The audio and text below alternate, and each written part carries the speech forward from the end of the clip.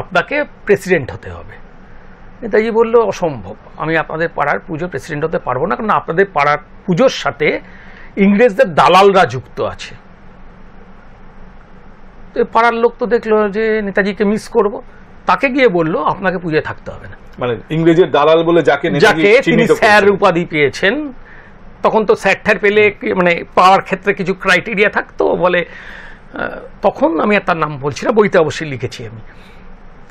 তখন নেতাজি তাকে বললো আপনি আর পুজো করতে হবে না, আপনি আমাদের আর প্রেসিডেন্ট নন, নেতাজি সুভাষচন্দ্র বসু আমাদের এবারে প্রেসিডেন্ট।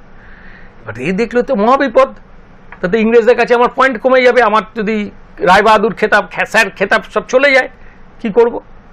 সে 1938 সালে একই পাড়াতে আরেকটা পুজো করলো, এবং কলকাতার ইতিহাসে কুমোরটুলি সর্বজনীন নামে ওই একটা বছরে 1938 সালে দুটো পুজো হয়েছিল। আচ্ছা। এবং সব থেকে বড় মজার ব্যাপার, মানে মজা বলবো না, ইনসিডেন্ট একটা, সেটার থেকে ইতিহাস তৈরি হলো।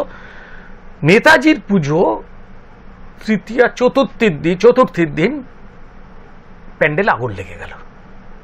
এটা কি কাকতালীয়? এটা কোনো প্রামাণ্য দলিল নেই, ফলে আমি ওটা লাগিয়েছিল শব্দটা বলতে পারবো না, মামলা হয়ে যেতে পারে। কিছু তো একটা ব্যাপার ছিল, হঠাৎ ওই মণ্ডপটাই আগুন লাগলো কেন?